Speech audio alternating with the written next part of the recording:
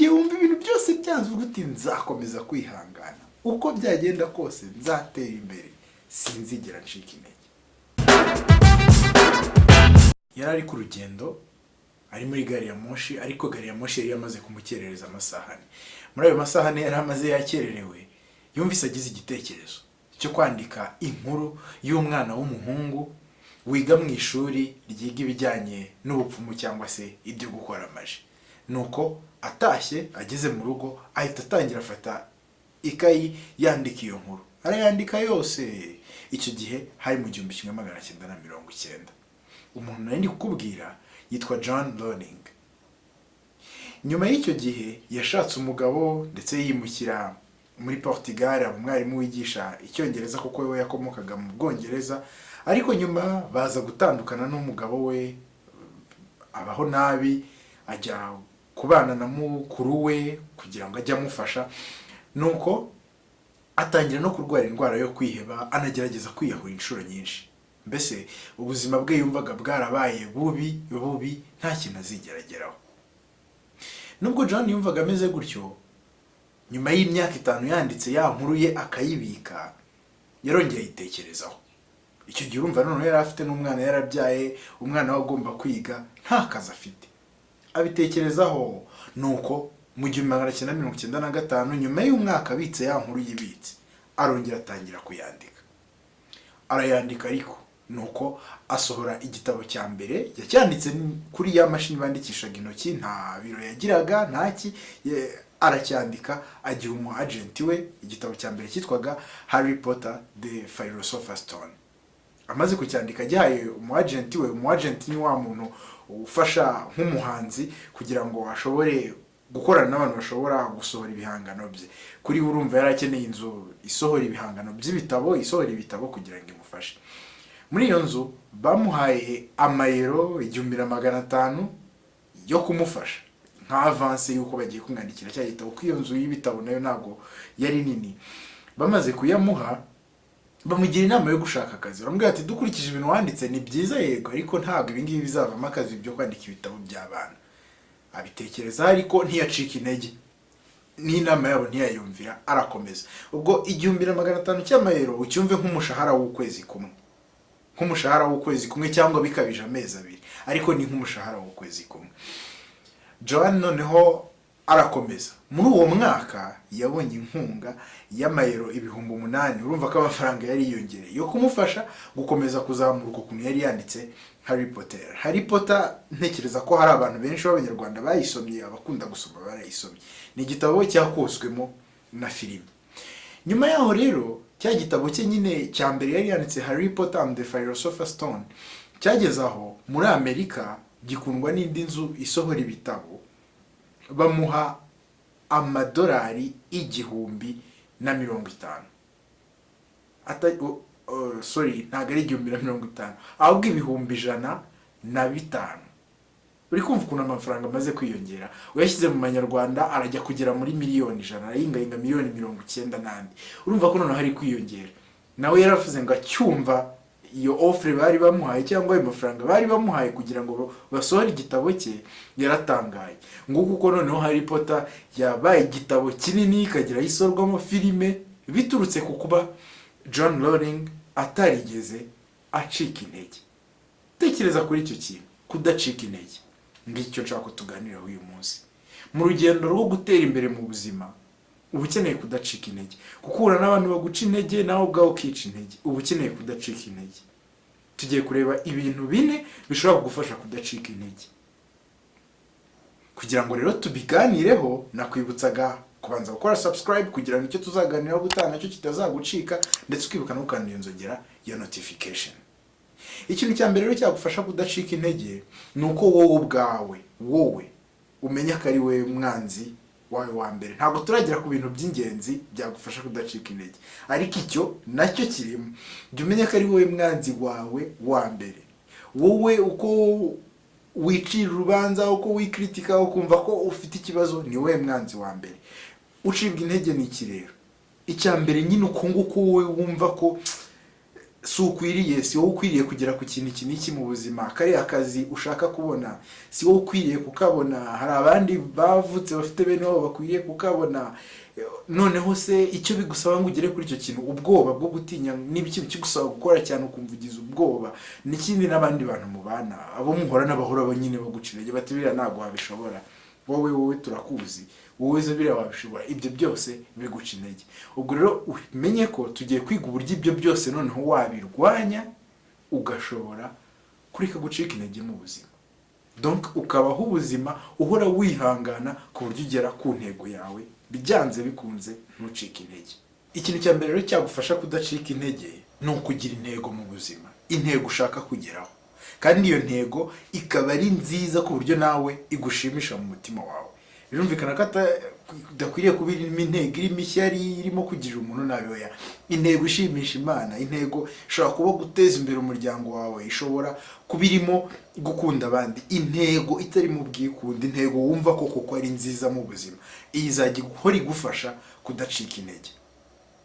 Gucika intege ubyumve nkaho ni ukugira intege nke ubundi muri wowe, nicyo twita gucika intege. Umuntu udacika intege agakomeza kwihanganira ibintu bimutesha umutwe, ntabwo ari impano avukana, oya, ahubwo ni amahitamo agira yo kudacika intege. Buri gihe haba ari amahitamo abiri, gucika intege cyangwa kudacika intege. Iyo udafite intego rero birakorohera kudahitamo gucika intege, birakorohera guhitamo gucika intege, ugahita ucika intege. Urumva ari icy'ingenzi kugira intego mu buzima, ukavuga uti iyi ntego igomba kuba ari nziza, urashaka gufasha umuryango wawe, urashaka guteza imbere umuryango wawe, igihugu se.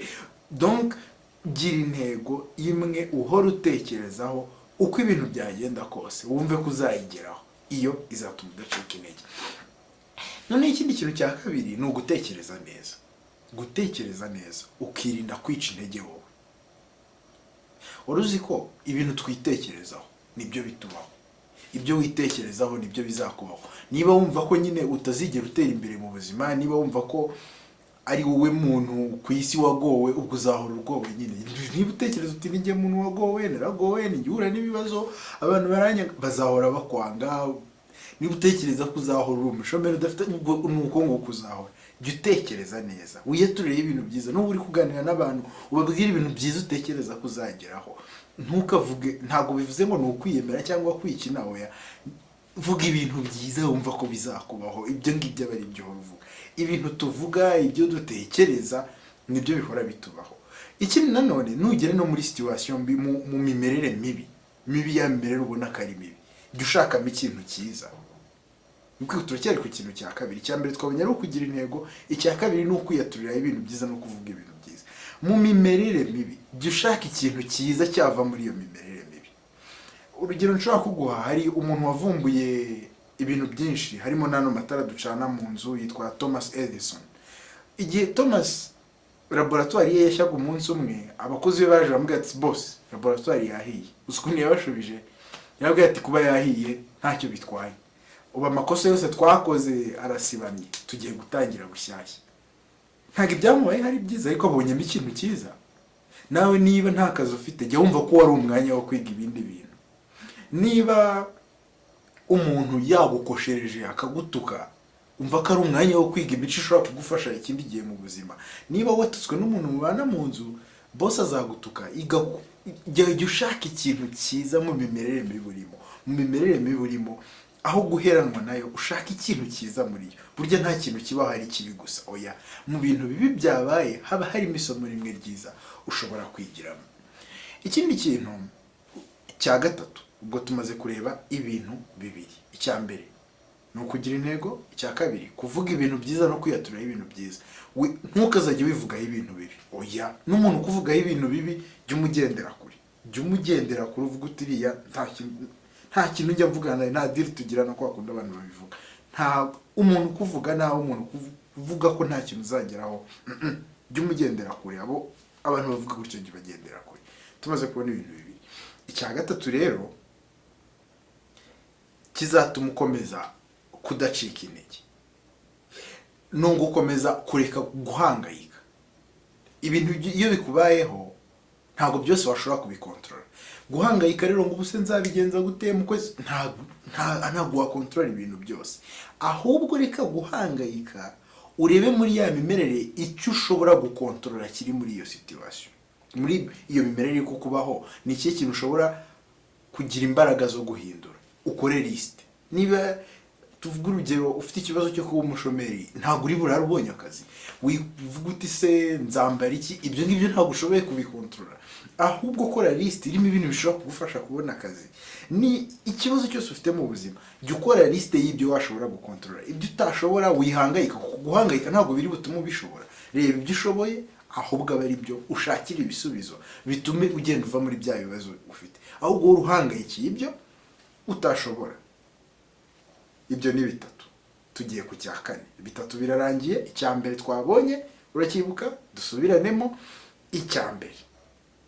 Icya mbere urakibuka? Ni uguhora buri gihe ufite intego nziza ituma utagicika intege. Icya kabiri urakibuka? Kwiyaturiraho ibintu byiza. Buri gihe jya wivugaho ibintu byiza, n'abakuvugaho ibibi ubagendere kure, abantu baguca intege bagendere kure. Ikindi, jya wirinda guhangayika, ahubwo ukore liste y'ibintu washobora guhindura mu mimerere urimo bigatuma uyivamo ukagira mu mimerere myiza wifuza. Ibyo nabyo ubikore. Icya kane rero ni iki? Buri gihe uko uri mu bibazo, ngiye kukubwira amagambo uzagisubiramo, azagufasha gutera imbere byanze bikunze ibibazo ibyo ari byo byose waba urimo. Mbere yuko jya vuga, wigeze ubona ko nk'iyo abasirikare bari ku ikosi basubirishamo amagambo buri gihe bakaza bakamubwira agasubiramo. Uko uvuga ibintu ubyibwira ubisubiramo, bigeraho bikakujya mu mutwe ukabyumva neza. Amagambo rero ngiye kukubwira buri gihe ujye usubiramo, buri gihe ujye uvuga uti nzakomeza kwihangana. Waba ubyutse mu gitondo wumva ibintu byanze, ujye uvuga ayo magambo ngiye kukubwira. Ujye uvuga uti nzakomeza kwihangana, uko byagenda kose nzatera imbere, sinzigera ncika intege. Igihe wumva ibintu byose byanze, uvuga uti nzakomeza kwihangana, uko byagenda kose nzatera imbere, sinzigera ncika intege. Ayo ngayo ugiye asubiramo. Uribuka ibintu bine twize byagufasha kudacika intege. N'urugero twabonye rw'umuntu utacitse intege akagera ku bintu byiza, umuntu twabonye ni John Rowling. Ikintu cya mbere tubonye gishobora kugufasha kudacika intege ni ikihe? Kugira intego. Gira intego, uvuga uti intego uko byagenda kose nzayigeraho. Icya kabiri, jya wivugaho ibintu byiza, n'abakuvuga nabi ubagendere kure. Icya gatatu, ntugahangayike ngo utekereze ku bintu udashobora gukontorora. Reba ibintu ushobora kugira icyo ukoraho mu mimerere mibi urimo bigatuma uzagera ku mimerere myiza. Wihangayikira imimerere urimo, ibintu utashobora kugira icyo ukoraho. Icya nyuma, jya uvuga uti sinzacika intege, nzatera imbere uko byagenda kose, nzakomeza kwihangana. Ubisubiremo buri gihe uti nzakomeza kwihangana, sinzigera ncika intege, uko byagenda kose nzatera imbere. Ubutaha rero tuzaganira ku kindi kintu. Niyo mpamvu nakwibutsaga ngo ukora subscribe ndetse ugakanda n'inzogera ya notification. Ikindi, nkuko twabivuganye, ujya wibuka kumpa feedback hasi, umbwira uko wumvise ikiganiro, umbwira icyo twaganiraho ubutaha. Noneho rero duhure muri video ikurikira.